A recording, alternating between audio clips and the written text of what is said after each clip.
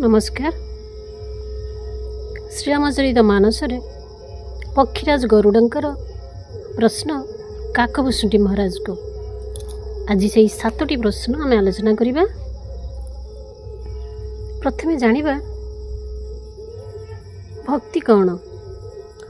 वैराग्य रूपी ढाल द्वारा निजको सुरक्षित रखी ज्ञान रूपी खड्ग द्वारा लोभ क्रोध काम ईर्षा मोह रूपक शत्रु मानक विनाश करी जो विजय लाभ करा जाए ताहा हेउछि प्रकृत हरिभक्ति।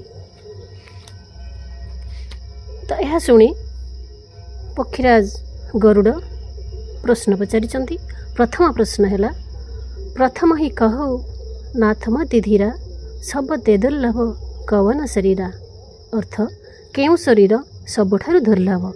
एहार उत्तर रे काकभूषुंडी कहउछंती नरतन सम नहीं कवनी उदेही मनीष शरीर सबुठारु दुर्लभ। हेले आम समस्त मन मध्य प्रश्न आसवा स्वाभाविक कहीं मनीषर शरीर दुर्लभ कहीं कारण कौन। कारण हेउछि आम पाखरे ज्ञान और विवेक अछि। मनीष निजे स्वाधीन भावे बंचिबा सह समस्त प्राणी जगत को स्वाधीन भावे बंचिबार अधिकार देवा उचित।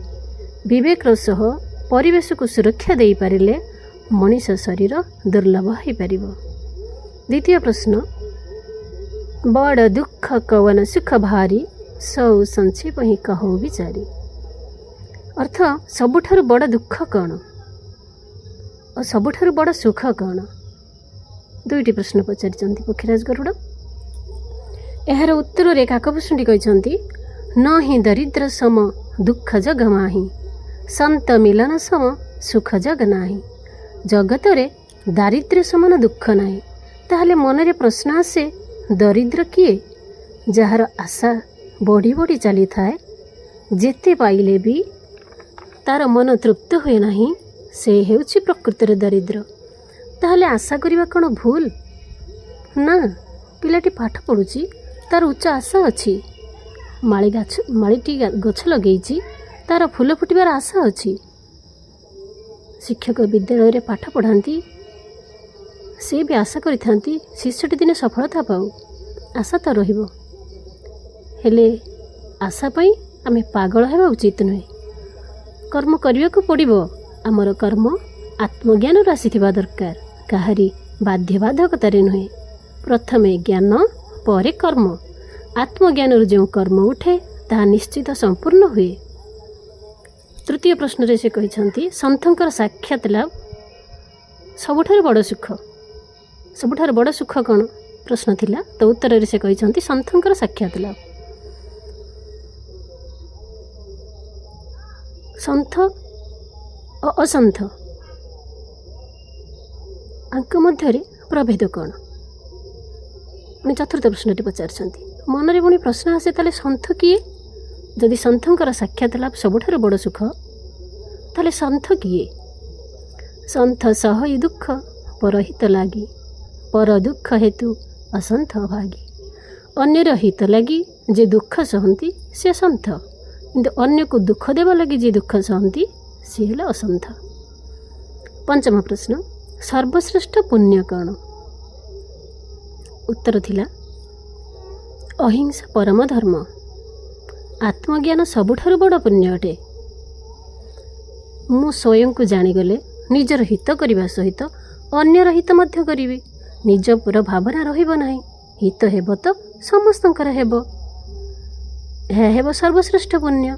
अनेक कहती मु तो भल काम करुथिली मो सहित खराब कहीं हेला।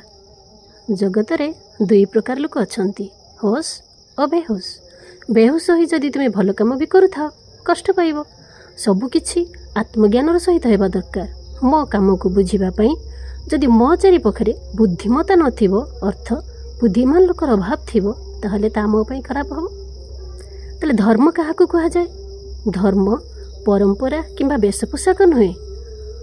मन को दुख भ्रम और बंधन मुक्त करुथिबा नाम धर्म अटे। षष्ठ प्रश्न थिला अधिक भयंकर पाप कौन। उत्तर रे काकभूषुंडी कहिसंती पर निंदा समान पाप नाही। परर निंदा କରିବା ହେଉଛି ସବୁଠାରୁ ବଡ଼ ପାପ। ବୋଧର ସହିତ ମୁଁ ଯଦି ଭଲ କାମ କରୁଛି ସେ ସମୟରେ ପରିଣାମ ଚିନ୍ତା କରିବା ବି ପାପ ଅଟେ। ତ ସେଥିପାଇଁ ଅର୍ଜୁନ ପଚାରିଥିଲେ ଭଗବାନ କୃଷ୍ଣଙ୍କୁ, ମୁଁ ତ ଚାହୁଁନାହିଁ ପାପ କରିବାକୁ, ତାହେଲେ ମୋ ଭିତରେ କିଏ ଅଛି ଯେ ଜବରଦସ୍ତି ଆମକୁ ପାପ କରିବା ପାଇଁ ପ୍ରବର୍ତ୍ତାଉଛି ବା ପାପ କାର୍ଯ୍ୟରେ ଲଗେଇ ଦେଉଛି? ଭଗବାନ କୃଷ୍ଣଙ୍କର ଉତ୍ତର ଥିଲା, ତୁମେ ଚାହୁଁନ ନା, ତୁମେ ଯାହା ଚାହୁଁଛ ସେ ତୁମର ପାପ ହୋଇଥାଏ। ତୁମର ଧ୍ୟାନ ତୁମେ ଚାହୁଁଥିବା ବସ୍ତୁ ଉପରେ ଲାଗିଯାଏ। ଏହା ହେଉଛି କାମନା। କାମନା ପଛରେ ଅହଙ୍କାର ଅଛି। ଅହଙ୍କାର ଅପୂର୍ଣ୍ଣ ଓ ଅଜ୍ଞାନ ହୋଇ ରହିଛି। ଭିତରର ଅନ୍ଧାର ଅନୁସାରେ ତୁମେ କାମ କଲେ ଅନ୍ଧାର ଆହୁରି ଗଭୀର ହୋଇଯିବ, ସେଥିପାଇଁ ପାପ ହେବ। ଆତ୍ମ ଅଜ୍ଞାନ ପାପ ଅଟେ, ଆତ୍ମଜ୍ଞାନ ପୁଣ୍ୟ ଅଟେ।